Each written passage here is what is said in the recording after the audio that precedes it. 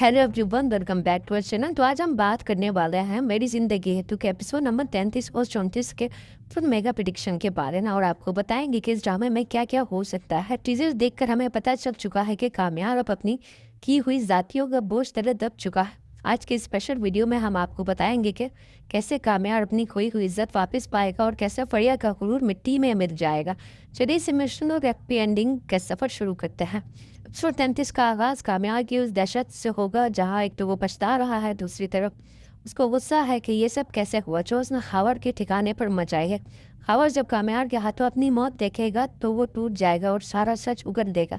वो बताएगा कि कैसे फरीहा ने हर कदम पर प्लान बनाया, कैसे फेक वीडियोस और फोटोज क्रिएट किए गए और कैसे डीएनए रिपोर्ट को बदला गया। कामयाब को जब भी पता चलेगा कि आयरा ने हर बार सच बोला था और उसने हमेशा उससे धोखा दिया तो कामयाब के पाँव तले ज़मीन निकल जाएगी। तो वहाँ से सीता फरिया के घर चले जाएगा। फरिया के घर पहुँचकर फरिया को वो हाथों से पकड़कर हॉल में लाएगा और उसकी माँ के सामने उसकी इतनी बेइज्जती करेगा और उसे कहेगा क्या फरीहा, मैं तुम्हारे झूठ की वजह से उस लड़की को सज़ा दी जो मेरी ज़िंदगी थी। आज से तुम मेरे लिए मर चुकी हो। वो अपने सारे रिश्ते फरीहा के साथ ख़त्म कर देगा और वो उसे धमकी देगा कि अगर तुमने आगे हम दोनों के बीच में आने की कोशिश की तो मुझसे बुरा कोई नहीं होगा।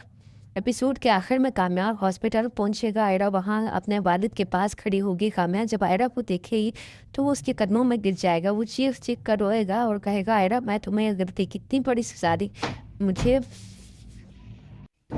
मुझे मार दो मगर ये मत कहो कि मैं तुम्हारा गुनहगार हूँ। आयरा खामोश रहेगी क्योंकि जख्म इतने गहरे हैं कि सिर्फ एक बार सॉरी कहने से नहीं पड़ सकते। लेकिन लास्ट एपिसोड एक बहुत ही इमोशनल नोट पर ख़त्म होगा जहाँ कामयाब हॉस्पिटल के साथ बैठे हुआ आयरा के साथ बैठे हुए वो अपनी गलती की माफिया मांग रहा होगा।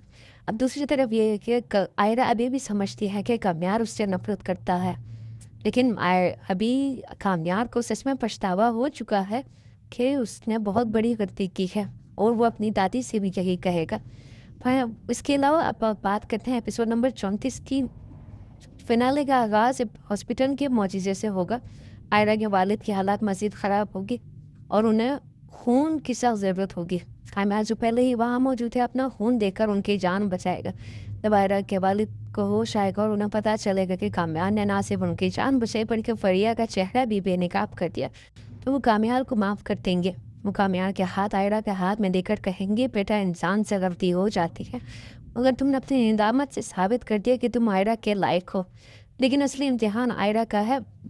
आयरा पहले तो इनकार करेगी, वो कहेगी कि टूटा हुआ आईना दोबारा नहीं जुड़ता, लेकिन कामयाब हर हर रोज़ आयरा के घर के बाहर खड़ा रहेगा। बारिश हो या धूप वो वहाँ से नहीं हिलेगा और वो इन सबको याद करेगी कि वो कैसे ये सब करता था। वो आयरा की हर ख्वाहिश पूरी करने की दोबारा कोशिश करेगा।